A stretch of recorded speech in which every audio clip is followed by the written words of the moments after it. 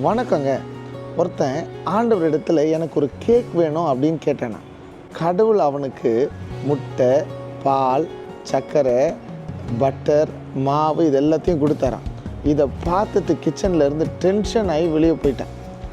ஒரு விஷயத்தை நம்ம கடவுள் இடத்துல ப்ரேயர் பண்ணும் பொழுது அந்த விஷயத்துக்கு தேவையான காரியங்கள் எல்லாத்தையும் கடவுள் கொடுத்துருவார். அவர் கொடுக்கறத நம்ம யூஸ் பண்ணி பிரயாசப்படும் பொழுது அந்த பிரயாசத்துக்கு உண்டான பலனை நம்ம நிச்சயம் பெற்றுக்கொள்வோம். ஒரு எக்ஸாம்பிளுக்கு, ஒரு வேலை வேணும் அப்படின்னு சொல்லி நீங்கள் கடவுள் இடத்துல ப்ரேயர் பண்ணும் பொழுது கடவுள் உங்களுக்கு ஞானத்தையும் அறிவையும் படிப்பையும் சூழலையும் கர்த்தர் கொடுப்பார். அந்த சூழலையும் கர்த்தர் கொடுத்த ஞானத்தையும் அறிவையும் நமக்கு கிடைச்ச அந்த படிப்பையும் பயன்படுத்தி நல்ல ஒரு வேலைக்கு ஜாப்க்கு அப்ளை பண்ணி கான்ஃபிடென்ட்டாக அங்கே போய் நிற்கும் பொழுது கர்த்தர் நம்ம கூடவே இருப்பார். வேலையில் ஜெயத்தை, வெற்றியை, வாய்ப்பை நமக்கு கர்த்தர் கொடுத்துருவார்.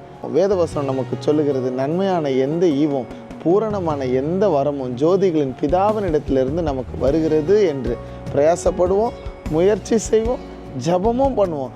God is listening to our prayers and His answers நம்ம கையில் ரெடியாக வரத்துக்கு காத்துக்கிட்டு இருக்கு. Have a nice day. God bless you.